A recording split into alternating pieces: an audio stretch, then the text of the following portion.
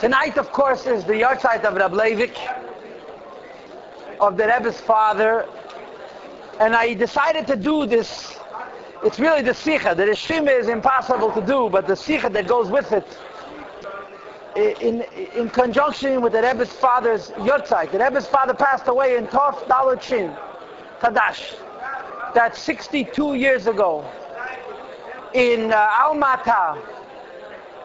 The brief story of Leivik when he passed away was all of 66.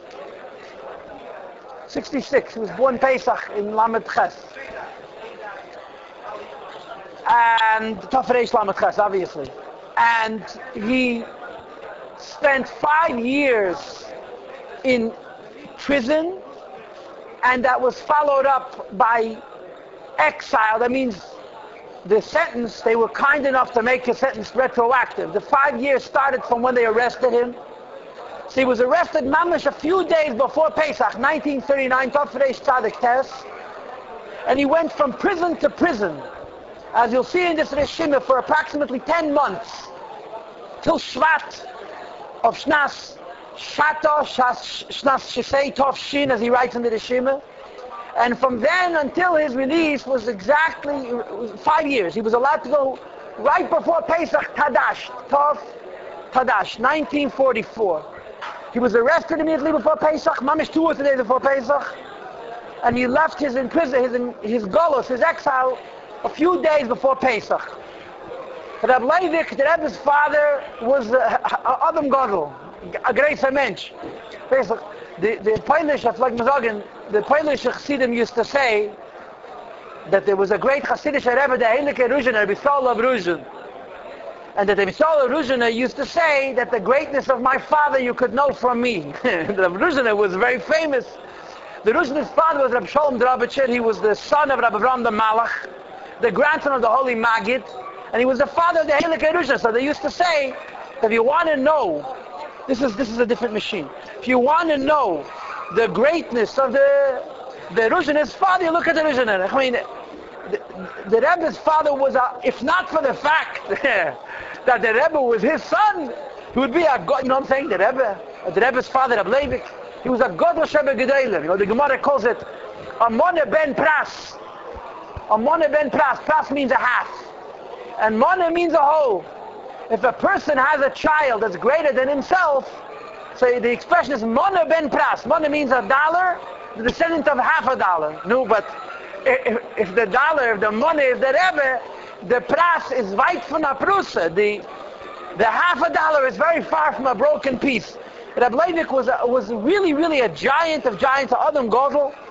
The Rebbe Nishma Seiden said about him that when Mashiach comes, he'll take him by the hand and he'll introduce him to Mashiach, and he'll say to Ugidulim Shagidalti, look at what I have given you, what I have given the Eibush, what I have given Klal Yisrael, about Rab Leivik, about the Rebbe's father, Rab Leivik. I want to first begin with a little story, and then I want to start from the back of the pamphlet that I actually gave you, and then we'll get to the front of it. The story is just a story that I love telling. I tell it from time to time. It's a good story to tell.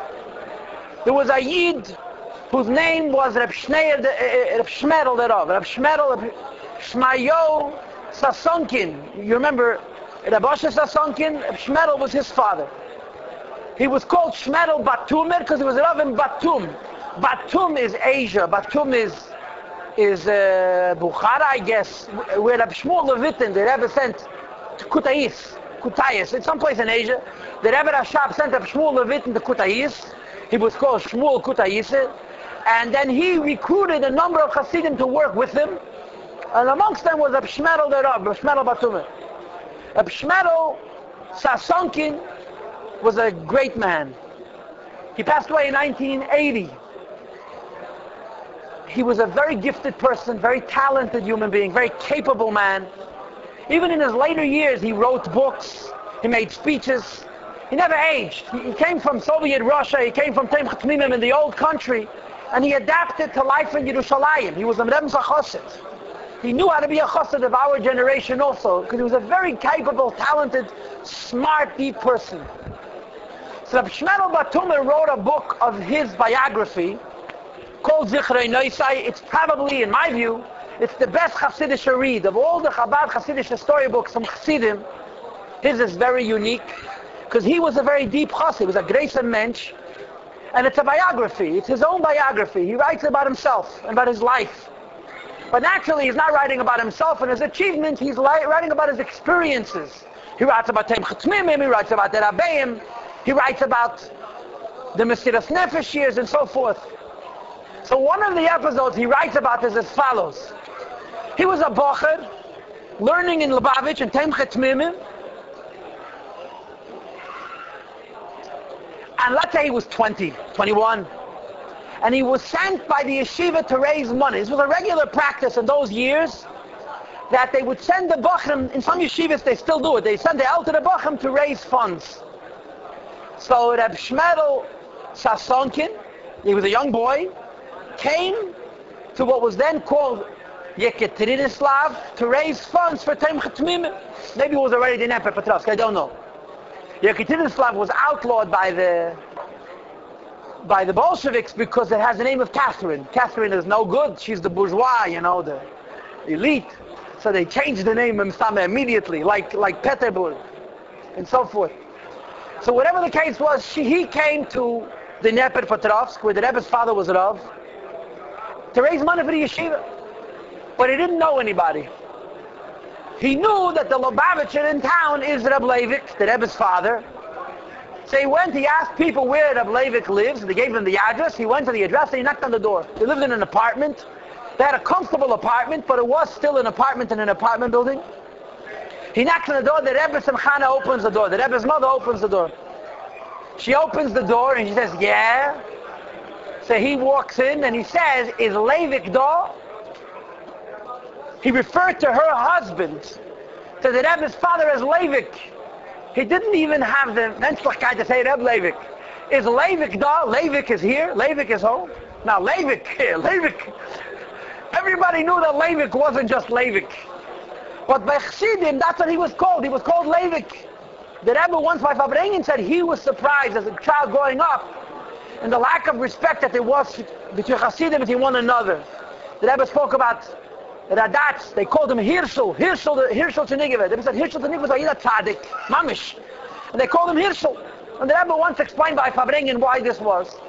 So this Reb Shmerel Batumen knocks on the door. The Rebbe's mother opens the door, and he asks her if Leivik is home. And she looks at him, and he felt like that look was like the look of, I don't have the right adjective. She was so angry. Who do you think you are to call my husband Leivik?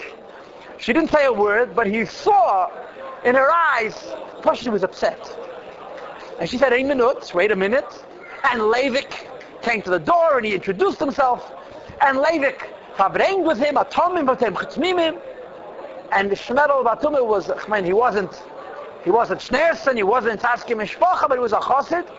He spent a few weeks in town. Reb Leivik was very nice to him. I'm sure the Rebbe and his brothers were nice to him as well. The Rebbe's Chana was very cordial. But she was not going to forgive him for calling her husband Leivik. And when he left, she was still, he felt the grudge and he walked out the door. 25 years passed. The Second World War is over. And they come to Chernovitz, they come to Lemberg, they come to the border city, and they cross over into Poland, and from Poland into Austria, and from Austria into Western Europe. And he meets Rebbe Zerchana. He looks at her, and she looks at him, and she still has the grudge. She wasn't going to, and now he was one of the great Rabbonim. I mean, Shmerel Batume sat and what they did after World War II, they had what they did that dealt Rachmanul Etzlaim, of the wissen for them with Agunis. The greatest Go'onim sat on these, but they did. Amongst them, the great Lubavitcher Rabbonim participated. Reb Avram Plotkin and Reb Shmerel Batume also sat on these bezdins. In any case, years pass, and her son is the Rebbe, and he comes to New York, and he goes to see her. She still has the grudge. She wouldn't forgive him. Every year on Chav Menachem, she would make a yard site in the house on President Street. And she would invite Chassidim, they would come, they would sit, and she would, I can't imagine she got up and made a speech. It just doesn't seem in character, although I don't remember her. She passed away before I was born. And she would ask different Chassidim to say a few words, They maybe learned a little Mishnayos, and they did it l'schus Reb Leivik. Of course, the other night, the Rebbe himself had a farbrengen, and the Rebbe made a siyum on a Masechta in honor of his father. The Rebbe always made a siyum on the yardside of his parents. But one of the 2 nights of Chofav, she would make something in the house. One year, Reb Shmerel the Rav, Reb Shmerel Sasonki, Reb Shmerel Batuma was here in New York, and he also went to the Rebbe Simchana's house for the yardside, and he walks in, and she looks at him, and he looks at her, and she still has the grudge. So I said from 35 years, 35, 40 years. So by the yardside, if I don't mind, if this space keep empty. This is my malachim. This for the malachim and the shamchus. You can sit up here. Yeah? By the yardside, everybody is out there some superstition. Some people are embarrassed about it. By the yardside, Reb Shmerel says to the Rebbe Simchane, to the Rebbe's mother, "Can ich sagen a paar Wörter?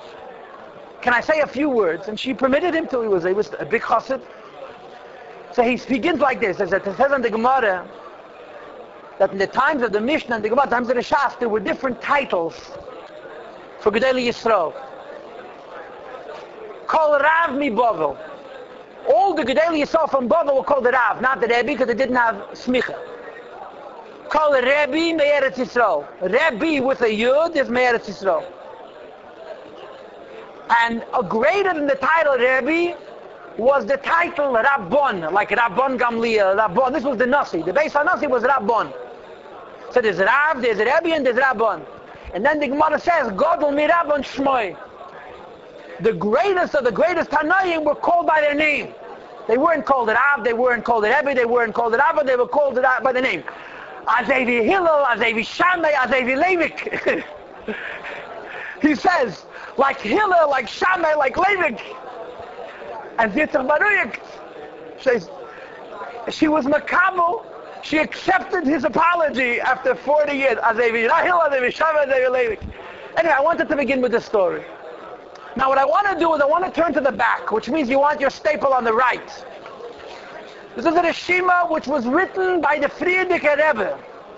The Frierdiker Rebbe wrote this himself. It was published anonymously, and it came out in a publication that used to be called Kovetz Lubavitch. Before there was Beis Mashiach, and before there was Kfar Chabad, and before there was Bitoyin Chabad, there was Kovetz Lubavitch. And the Kovetz Lubavitch was a periodical. I believe it came out quarterly. I could be wrong. And it was meant to be a paper that provided news and information. And there were other things in the Kovetz Lubavitch. The Rebbe used to write essays in the Kovetz Lubavitch. And the Kovetz Lubavitch was mostly a Yiddish publication. This page appeared in Kovetz Lubavitch of that summer. And it's the Frierdiker Rebbe himself writing about Leivik, about the Rebbe's father. And I'm going to read it. Donnerstag Chof Ches Menachem Av, Thursday the 28th of Av, is der Halten geworden, it reached to Chasna de Ben Nesiah, to the son-in-law of the Rebbe. The Frierdiker Rebbe wrote all these words. Harav, and the Rebbe's name, Schneerson, telegrafisch, through a telegraph, die treurige Yediyah wegen der Ptire von seinem großen Vater. The sad news of the passing of his great father, Harav Agon, Barav Achazad HaMefursem, Rab Levi Yitzchak Schneerson, Nishmas HaYeda. Now let me just tell you, I started saying this. The Rebbe's father came out of his Golus right before Pesach, 1944. He spent 4 years and some in a city called Chile. I don't know, it's a Russian word, and you know, when you, we've chilied the Chile, you know what I'm saying? The pronunciation is very difficult from language to language. There were no Jews in the city of Chile. There was not a single Jew for him to talk to. He and the Rebbe lived alone. The Rebbe's mother wrote a biography of their time in Golus. You could read it in Ein B'Yisrael, in A Mother in Israel. She writes about those years. The nearest Jewish town, the nearest place where there were Jews and there was a Jewish community and a Jewish shul, and a Jewish cemetery, was Alma Ata. And there were a number of Hasidim. The famous Chassid who's mentioned always in the Rishimis was a Yid named Rabinowitz, who knew the Rebbe and their parents, and somehow he helped them move right before Pesach that year, Shin Daled, to Alma Ata. When the Rebbe's father finished his 5 years of imprisonment, he was already very ill. The Rebbe's father had a machle. He was, of course, there was no doctors, there was no nothing. When he came to Alma-Ata, they brought a doctor to examine him. The doctor examined him, and don't forget, 1944 is not 2004. The medications and the procedures and the surgeries, it was a different world. And I don't think anybody believed it was possible to save his life, but to prolong life. And the doctor prescribes for him a liquid diet. He should eat, drink fluids and celery, and the doctor sees matzah mit morer, mit karpas, mit chazeres, mit chareses for the Seder. That night or the next night was the Seder. So he turns to Reb Leivik and says to Reb Leivik, "Du gehst das nicht essen." He says in Yiddish, "You're not eating that food." So Reb Leivik said, "Das geht in der reine cheshbon." This is not part of the negotiation. It's not part of the discussion. It's not part of the cheshbon. So Reb Leivik was already very ill. He lived all of 5 months. He passed away that same year, Chof Menachemov, Tov Shin Daled in Alma-Ata. During the 5 months that he was in Alma-Ata, there were Hasidim and there were Anash and there were Stam Yidden who helped Reb Leivik. And the Rebbe would always say that any person who did anything for his parents, he's indebted for forever. He says he wishes to pay them back and he has no intention of ever finishing paying them. And they lived here in America. Reb David Raskin was a child, was a kid. Das war ein gesunder Starkes. Der Shemen was a boy. And as far as the Rebbe is concerned, they did the smallest favor to the Rebbe's parents. They were special, they were privileged. You did anything for the Rebbe's parents. The Rebbe told people, I have no intention of paying it back. And during these 4 or 5 months, people helped the Rebbe's parents to the best of their limited abilities. I heard a Mürdiker Meise. I've told this to you before, but I'll tell it to you again. It was Tisha B'Av in the afternoon. Tisha B'Av afternoon, and David Raskin had an older brother, has an older brother, his name is Yitzchak Raskin, lives in London. He was a bocher. And in those days, they were looking for people to send to the front. You know how the Russians fought the war? You know how the Russians fought World War II? They sent people to catch bullets. They ran out of people, sent more people. The Russians were, the way they dealt with their soldiers, it was a suicide. You went to the front, you didn't come back. And everybody in Lubavitch knows from their own families. Anybody who went to the front didn't come home. There was no people's lives had no value at all. 25 million Russians died in World War II. And they just sent people to the front. So nobody wanted to go. So they forced you. This boy, Rabbi Yitzchak Raskin, was sent by his parents Rabbi Yaakov Yosef, to Reb Leivik to bring him food before and after the Tanis. It was Erev Tisha B'Av. And he came with food for the Rebbe's parents to eat before the fast Nazareth fast. Now remember, Reb Leivik passed away 11 days later. Now how do you think he looked? He wasn't in the best condition. This bacher walks in with the food, and he puts it down. The Rebbetzin thanks him. The Rebbe's father thanks him, and he's about to leave, and Reb Leivik calls him over. I don't know if he was sitting or laying in a bed, it's immaterial. And Reb Leivik starts talking to him. What's he speaking? Kabbalah. What does he understand? Nish kein Wort. He doesn't have a clue what he's talking about. He's talking and talking and talking and talking. Reb Leivik, once you turned him on, you couldn't turn him off. It was a fountain. And Rabbi Yitzchak Raskin kein Wort nicht verstehen, nicht one word. And Reb Leivik doesn't stop. He's talking and talking and talking and talking and talking and talking. And the Rebbetzin Chana goes over to her husband, and she knows he doesn't know what he's talking about. And she says to him, "Adav gei naheim far fasten." He has to go home and eat before the fast. And Reb Leivik keeps talking. He talked to him for hours. He talked to him till it was dark. Reb Leivik didn't eat and he didn't eat. And every once in a while, the Rebbe and Chana would interject and say, "Let him go home," and Reb Leivik would keep talking. He didn't even stop. And in any case, the kid went home hungry. It was fast 2 days, day and a half. When he walks in the door, his parents fall on him and they hug him and they kiss him. They can't believe he's alive. They came to their house looking for him during these hours that Reb Leivik was talking Kabbalah. So Maisa Shahoya, it's a true story. In any case, so let's read weiter from the Rishima. Welcher is nifte geworden Shabbos, Chov, Gimel, Menachemov, Tov, Shin, Daled. At that time, the information that they got was wrong, and the date that they were given for the day of the Histalkus was Shabbos, not Wednesday. The Yom HaPetida is nicht ganz sicher, the day of the actual passing is not precise. In the Stadt Alma-Ata, Kazakhstan in Rusland, the city of Alma-Ata, which is in Kazakhstan, which is in Russia. The Ptira from Grayson, Gaon and Chassid, this passing of this great Gaon and Chassid, hat gerufen erschütternden Eindrucken, I'm sorry about my Yiddish, but alle Hasidic Chabad, it called out a shudder, a reaction of great and deep pain by all Hasidic Chabad. And now he describes Reb Leivik. The Frierdiker Rebbe is writing about his Mechutten.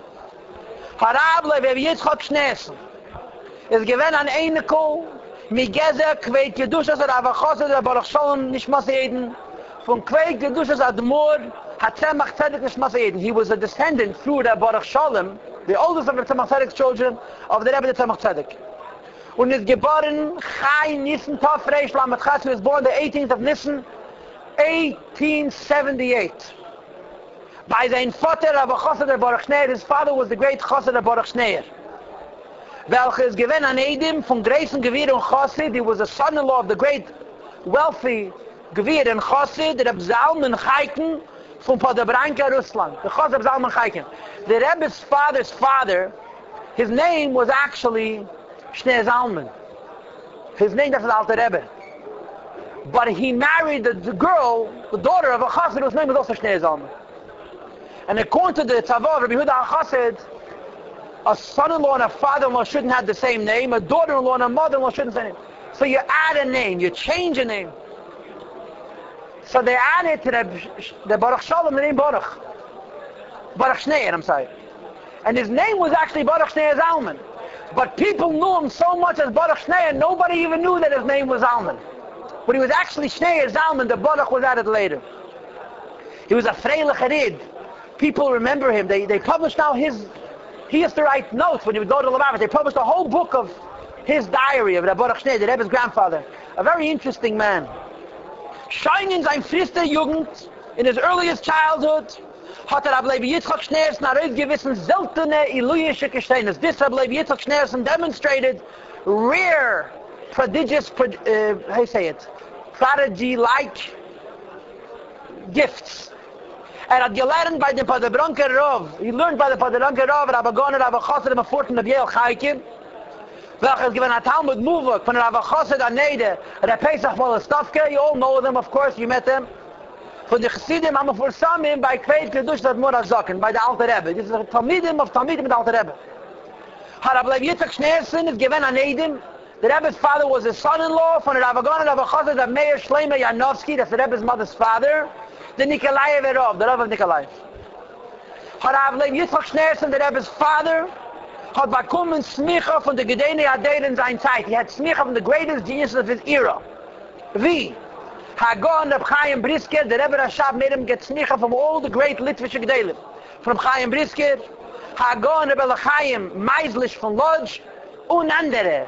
The great God Reb Chaim Meislish of Lodz. I read yesterday in the magazine, the Kvachabad, that he had an argument in Yekaterinslav that was on the Snagdish Arov. And he and Reb Leivik had a big argument about using machine matzah on Pesach. And Reb Leivik said you're not allowed. And this Litvish Arov said you're allowed. So he told Reb Leivik, what you're saying is amaratzis. They had an argument. Reb Leivik showed him that you shouldn't use it, and he said you're allowed. So he said to Reb Leivik, well, do that is amaratzis. So Reb Leivik said, how could what I say is amaratzis? Ich hab smicha from 12 goinim. I have smicha from 12 goinim. And 12 go'onim meant 12 go'onim. Reb Chaim Brisker, it wasn't stam, you know. Today the word go'on means you know how to read without nekudas, you're go'on. Go'onim. In Yar Tafrei Samachtes in the year 1909, named Rav Levi Yitzchak Schneerson sein erster Rabbonis. Rav Levi Yitzchak Schneerson takes his first Rabbonis. I don't know what it means, erster. It was his only Rabbonis. The greatest Stelle in Yekaterinslav, the great position of Rav in Yekaterinslav. Ukraine, wo is verblieben die ganze Zeit, who remained his whole life. Now, to be quite candid, this Rabbonis Yekaterinslav was the equivalent of going straight to Gehenna. There wasn't anything useful, anything meaningful, anything enriching for the Leivik. It was a shlichus of his Rebbe, and it was the highest level of Mesiras Nefesh. Reb Leivik, in 1909, was dealing with the kind of Yidden that the Rebbe dealt with in 1950. One of the few places in the whole world where you had such Jews was Yekaterinslav. It was a modern city with a lot of, all the isms had their roots in the Jewish camp, and all the isms had their roots in the Jewish camp. of cities like Yekaterinslav. It was a big city. It was not an easy job. It was a very, very difficult position. Very difficult position. Believe me, he would not have wanted the job unless it was a shlichus Mizrebe. He would not have wanted the job. Harav Levi Yitzchak Schneerson is given oises ein greiser geeines in Teres an Nigla, in addition to his great genius in Nigla, oich a Baki Niflo in Sifrei Kabbalah, a great Baki. He was very knowledgeable in Sifrei Kabbalah. A tiefer maskel in Chassidus Chabad, a deep intellectual in Chassidus Chabad. A zeltene Yerei Shamayim, a rare God-fearing Jew. Und a Baal Midas Tevis, a man of good character. Is given from the Chassidim Hamufut from him by Lubavitcher Rebbe. He was one of the famous Chassidim by the Rebbe, the Lubavitcher Rebbe, meaning the Rebbe's father, the Rebbe Rashab. Welcher hat ihm stark mekarev und mechabev gewesen. Who embraced him and favored him. Von Jahr Tafrei Shlamach Beis, in the year 1902, hat Rav Levi Yitzchak Anteil angenommen in the Allah Sifet Ben-Yoni Akal. He was 24 years old. He participated in all the meetings about public service. Welcher der Lubavitcher Rebbe nicht Masayid hat verrufen, that the Rebbe Rashab called. A greisen Anteil hat Rav Levi Yitzchak genommen in der Matze-Aktie für die Soldaten in der japanische Russische Willkommen in Jahr Tafrei Shlamach Samachei. In 1904-05 there was the war between Russia and Asia and Japan. And the Rebbe provided matzah for all the Jewish soldiers. And the Rebbe's father was in Ukraine, it was before Stalin, the breadbasket of the world. And the Rebbe's father was involved in arranging that the matzah should be sent to the front. He also took a very important role in the Materialsammlung, in gathering information for der Verteidigung von Beilis Alilas Dam Prozess. In 1913, there was a blood libel in Kiev, less than 100 years ago. And they said not all Jews use blood, but a certain segment of the Jews, called Hasidim, they used Christian blood for their matzahs, and it was a terrible gzeira. There's some very interesting stories about this blood libel. The Rebbe Rashab was personally involved. Our counsel was a Jew named Ginsburg. He wasn't from at all. And they got a lot of people involved, and they were claiming that Api Kabbalah you have to use Christian blood, so people have to show that this was false. So the Rebbe's father of Leivik was involved in providing information from Safrut, from Torah, to the ridiculousness of this libel. This Ginsburg, this counsel, the Rebbe said, the Rebbe Rashab asked him a favor, that when he finishes his summation, he should finish off with Shema Yisrael Adonai Eloheinu Adonai Echad. I don't know if he believed it. But when he finished the summation, he said, Shema Yisrael Adonai Eloheinu Adonai Echad. And the Rebbe Rashab valued it very much. And the Rebbe's father was very involved. Rav Levi Yitzchak hat euch genommen dem größten Anteil. Rav Levi took great part in Bazorgen, die Plite, Poland and Lithuania, in providing for the refugees from Poland and Lithuania, was einen zeitweilig eingeordnet geworden in Yekaterinslav und Umgebung. During and after World War I, tens of thousands of Jews were displaced. You know, nobody trusted the Jews. Nobody wanted them in the border towns, so the Jews were forced to leave. Tens of thousands of Yidden came to Yekaterinslav, and the Rebbe's parents and the Rebbe's and his brothers provided for all of them the choved. Später nimmt Rav Levi Yitzchak a betätigender Anteil in the Lubavitcher Rebbe's Shlita. Later, he participated in the Frierdiker Rebbe's work of spreading Yiddishkeit and helping people with Parnasse under the Soviet Union. Was ist getan geworden mit der größten Mesiras Nefesh, which was done with the greatest of Mesiras Nefesh. The Meshach Zayin Rabbanus, you still with me? Page Nun Vav, near the bottom of the first column. During his Rabbanus in Yekaterinslav, hat Rav Levi Yitzchak Schneerson viel aufgetan, Letevas, Hachazakas, Hayahadus, Harbatas, Hatere, und in Yoni Aklal in seiner Stadt und Umgebung. He did a lot for Yiddishkeit, for strengthening Torah and Yiddishkeit in his city and in the surrounding area. Reb Leivik would get up in shul and scream that the Soviet Union does not permit Yidden from keeping mitzvahs, that the Soviet Union does not permit people from teaching their children Torah, and the KGB and the Yevsektia were turning in their stomachs. The stomachs turning inside out. And they would threaten him once and twice and three times, and he would get up and make even more fiery speeches. Nobody did that. Rabbanim ran for their lives. The Frierdiker Rebbe did it, Kamuva, and it almost cost him his life. And Reb Leivik did it, and it taka costed him his life. The Pel Mamish. The letzte etliche Jahr, the last few years, that Rab Levi Yitzchak gewinnt, gezwungen zu auswandern. How diplomatic. Reb Leivik was forced to wander. No suggestion of arrest, no suggestion of torture, of incarceration, of exile, because the Rebbe's mother was in their fangs, you understand. Zusammen mit seiner Familie in die verworfene Stadt in Kasachstan, in tief Russland, deeper into Russia, was hat sich schlecht abgerufen auf sein Gesund, and had a negative impact on his health, und dort ist niftig geworden, he passed away there. Harav Levi Yitzchak Shneis in the Shmas Eid, not ibegelassen viel Ksavim in Niglun and Kabbalah. The Rebbe's father wrote voluminously, enormous amounts, most of it was destroyed. Chaval Abdin, Velom Mishtach, Hein, the Shmas Eid, through the B'Tzeir HaChaim. This is a document, the Frierdiker Rebbe wrote this mamish within a week of the passing of the Rebbe's father. Now, I could sit here and bring about this all night, but we advertise something else, so at least we have to start.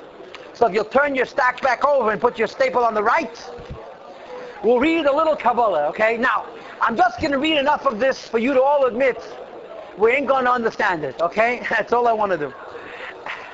It's so interesting. The Rebbe's father, I prepared this once, and I prepared it again, and I prepared it again. I understand, on one level, about 70% of it. If we sat and learned this essay, I would say 4 or 5 hours, no problem. And all we would cover is the mathematics. We wouldn't understand it, we do the mathematics, the Kabbalah Cheshboinus, So, but let's see how his mind works. And understand, he didn't research this for a month. He wrote this like you write a letter. He scribbled on a piece of paper. He was in his last weeks. He had one piece of paper, he didn't have any paper. And this is what he wrote. This was an essay we have that Rebbe published once. A copy of the Ksaviyat Kodesh, of the original manuscript, that he wrote in tiny little writing. And we'll start to read. Okay, when you all stop breathing, raise your hand, okay? When you had enough, you let me know. Ani Levi Yitzchak ben Zelderoch. I, Levi Yitzchak, the son of Zelderoch. Higleisi al Meshach Eishonim. Was exiled for 5 years. Everybody understand so far? Okay. Baruch Hashem. Lemosot Tzili, to the city of Tzili, I don't know how to pronounce it exactly. The Medina of Kazakhstan, in the state, in the country of Kazakhstan. Umehem. And during the course of these 5 years, Hainu Mehem Shechazeh B'Choseh, during this duration of 5 years, at its outset, Yoshafti Bebeis Ha'asurim. I sat in prison. Min Tes Nissen, Hey Tafrei Tzadik Tes, on the 9th of Nissen, 1939, Ad Tu B'Shvat Shnas Shesei. On the 15th of Shvat, the year Tafshin, Hey Tafshin, which is 1940. I was thinking why he writes Shesei. Shesei means to drink. And if you look in Tanakh and in Chazal, sometimes the drinks are bitter. There's different types of koises that are described, including some very unpleasant broths that are described in Torah. B'Hachakel, in total, b'chamisha beis asurim, I was in 5 prisons. B'tchila b'Dnepropetrovsk, first I was in jail in my own city, in Dnepr. B'achakach b'Kiev, then I was in Kiev. B'achakach oida pam b'Dnepropetrovsk, and then I was again a prisoner in Dnepropetrovsk. B'achakach b'Kharkov, then I was in Kharkov, and finally b'achakach b'Almata, I was in jail in Almata, and apparently from Almata he was sent to Chile. 5 prisons, 4 prisons, because in one prison he was twice. Now you'll see how Reb Leivik, every single detail here is Kabbalistic. It's all what happened to him in his real life. He has a Kabbalistic explanation for every detail. Your hair will stand up. It's amazing. The creativity is believable. Hainu Meshach Shin Gimel Yomim. Sure, everybody knows. From Gimel Tes Nissen till Tu B'Shvat, of course, it's 303 days, naturally. Kemispa Shvo, which is the numerical equivalent of the Nekuda, the vowel Shva, Shin Beis Aleph. Now, you'll see later on, you won't see later on, so I'll tell you, that Shva is a Nekuda which has to do with Gevuris. The 10 Nekudas, the 10 vowels, correspond to the 10 Sfiras. And Shva is probably Hoyd or something like that. It's I don't know which, but it has to do with Gevuris. But I'll just share with you a very interesting nekuda. The vowels, there's three types of vowels. There are vowels that are on top of the letters, there are vowels that are inside the letters, and there are vowels that are beneath the letters, right? You know, there's a shuruk and there's a malupim. Shuruk and malupim are the same sound. Ooh. But one is 3 dots beneath the letter, and the other one is a vav and a dot. What's the difference? Because al pi Kabbalah, whether the nikud is on top is a higher level, the nikud is in the middle is a lesser level, and the nikud is underneath is a lower level. Shava, as are most nikudis, is underneath. A cholim is on top. A chirik is underneath. And a shava is also underneath. In modern Hebrew. Bemis. Ve'imasa yadiyoli shemishpatai nimsar lahasavo sovechnaya the NKVD Samach Reish, Soviet Socialist Republic. When was I informed that my case was given over to those heartless, merciless judges of the NKVD? Beleli Shana Rabbe. Shana Rabbe, Korev Lashmei Zabek, near morning. Bebeit HaSurim b'Dnepropetrovsk, when I was sitting in prison in Dnepropetrovsk. Veheim shaftu eisi al golos heishanim anal, and they judged me for 5 years of exile. Okay, history. Move on, it's understood. Shekolzeu b'ashgacha pratis milmayla. All of this is b'ashgacha pratis from above. Al kol chateisai v'avenesai upshoi amarubim. Reb Leivik, believe me, had no shaykh. Reb Leivik was a tzaddik gomer. For my chatayim, avenis, and pshoyim. Accidental sins, intentional sins, and sins of chutzpah. I mean, Reb Leivik was shaykhs to avenis like we're shaykhs to Reb Leivik. Efter noch wenige. The years Eli kaporas over. So he writes that my 5 years of hell should be an atonement for my avenis. And you should know that I heard from the Rebbe. I heard this from the Rebbe. To me, this is so powerful. The Rebbe said once about his own father, these words, the Rebbe said, "The Tate hat Zoiche gewen zu leiden Yesurim begashmi." Those are the exact words of the Rebbe.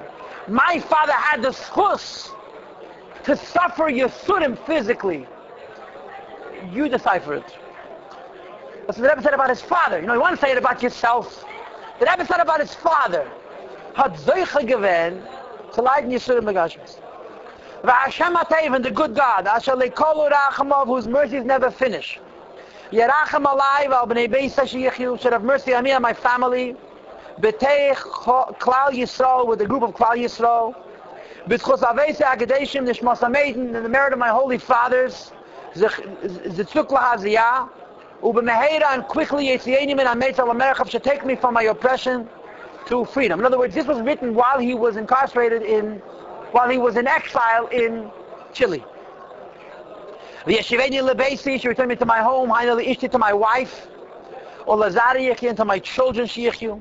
Ve'eye imoam yachad, I will remain with them together. B'menucha, shalva, v'hashket. In peace, in calm, in serenity, and in quiet. Ala teira v'ala aveda v'al gemilas chasadim, on teirim aveda and good deeds. Le'erecham v'shanim tevim and ha'imim, for long days and years that are good and sweet. B'teich kol Yisrael, amen, amen ken yiras. The Rebbe Leivik is writing this really to himself. V'hine. Okay. V'hine, everybody put on your seatbelts. Shmi reimen ala gevuras. Now watch Rebbe Leivik explain how he deserved everything that happened to him. My name denotes gevura. Of course, everybody knows.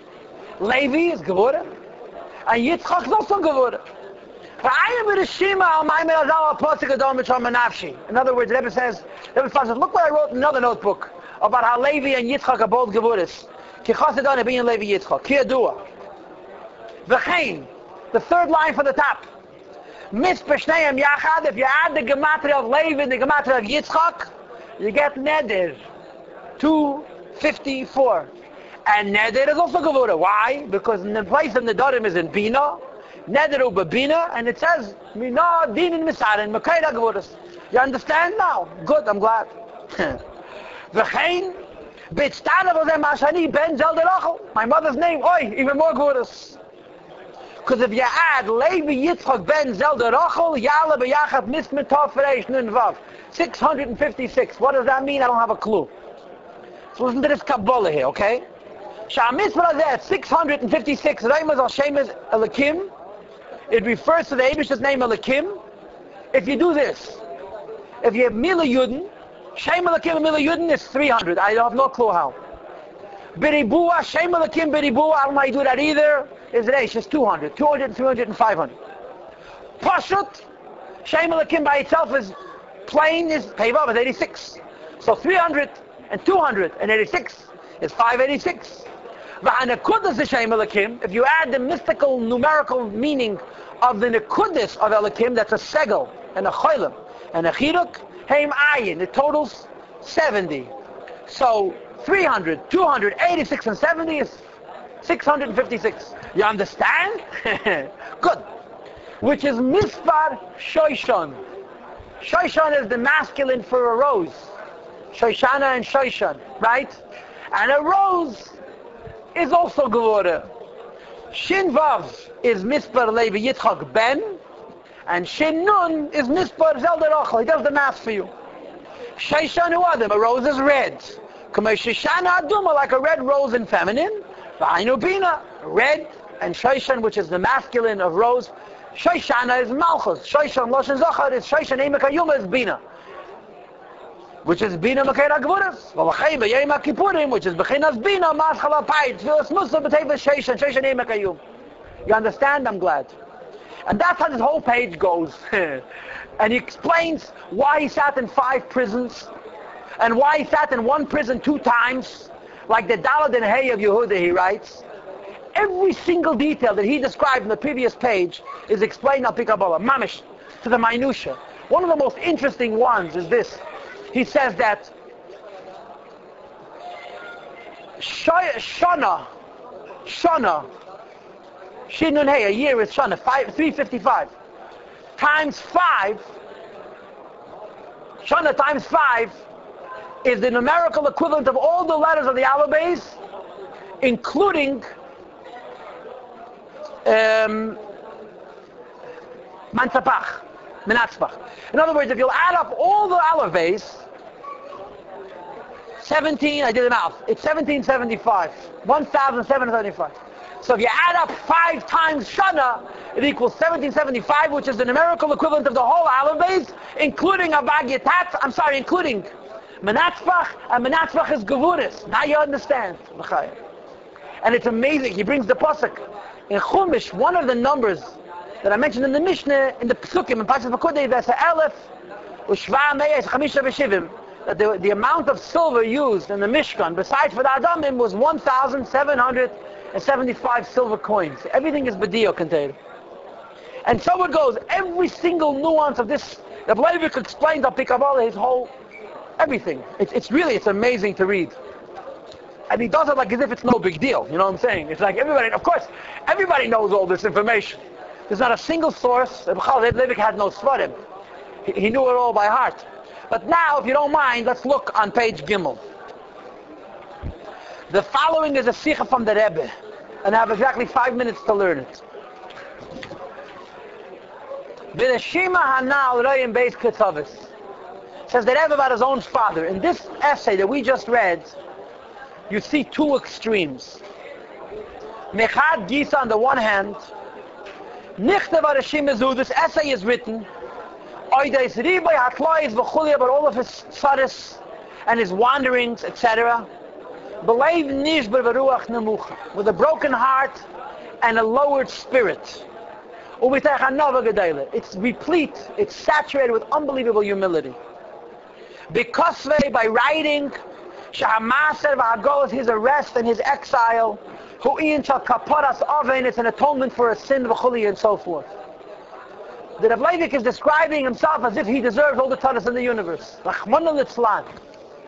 Ol Idach His, on the other hand, B'toichna Shal Alashima, if you look what he writes, Budgash Ilui Gadol B'Yosef, it clearly emphasizes a very great level, Hashayach Li'echidei Segula Bilvad, that is true only for choice, rare individuals. Why?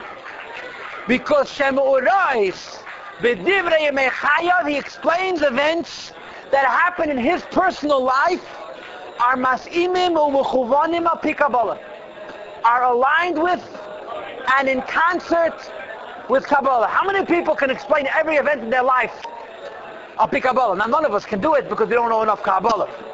But it's probably also true because our lives in Kabbalah don't necessarily have to be in sync. Rab Leivik says that Rebbe was a holy man.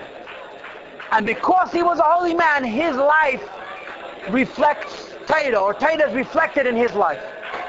So the Rebbe says, if you think about it, this essay underscores unbelievable humility and an unbelievable sense of who he was.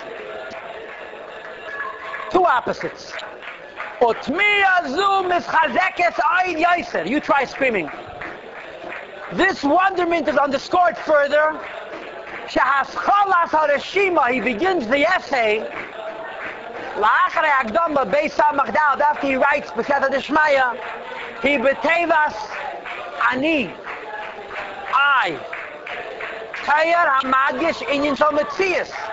The word I doesn't denote humility at all. It denotes, as they would say in the modern world, a very healthy sense of self. Bob Bishah, at the same time, that it was written with a broken heart, and we take another with humility, canals we discuss. And the Rebbe has a whole discussion that goes on for 2 pages and 2 paragraphs, explaining these 2 dimensions. How a yid could be so broken and yet appreciate his place in the world. And the Rebbe links it to Sfiras HaMalchus. Malchus, what is Malchus? Kingship is Malchus. What do we know in Hasidus about Malchus? Nobody is humbler than Malchus, and nobody is more arrogant than Melech. In Kabbalah, what is a king? What is Malchus? A king has nothing. Everything that Malchus gets, it gets from the other spheres. On the other hand, what's Malchus? Reimamus, an exaltedness, an upliftedness, an arrogance, an aloofness. How do you reconcile these 2 things? What's a king? The most arrogant man and the most humble man. What's the answer? Like it says in Tanya, that kosho yesek hameo yesek la. When you are close to the Eibishter, it humbles you. It makes you small, klape the Eibishter. Your humility, klape the Eibishter, lifts you above everybody else. So the same Malchus, the same Midah, your closeness to the Eibishter, which is expressed in an unbelievable humility and bittul, and a Kabbalah Yisurim B'Ahava, and so on and so forth, that same Midah lifts you above the world. And that's basically what the Rebbe is going to explain. Of course, it's a long essay about Ani. Rab Leivik was a Yid, and he knew that he was Rab Leivik. But he also knew that Rab Leivik is an expression of Alakus. And it was the humility of Rab Leivik which was the basis for the Ani of Rab Leivik. Now, I can't compete with this, but I want to finish with a story. I heard the following story from Rabbi Zalman Posner. I heard more than once a story, but I heard this story from him. I was a bacher in yeshiva, whatever. I spent Shabbos in Palm Springs by his son-in-law, and he was there. He said, "Verbring with us." So he told us the following story. It was about 1948, 49, before the Rebbe was Rebbe. B'chaim Chayosei Ba'al Modin of the Frierdiker Rebbe. And somebody went into the Zal upstairs and moved the furniture around. Someone made a change in the Beis Medrash, in the Zal, over here.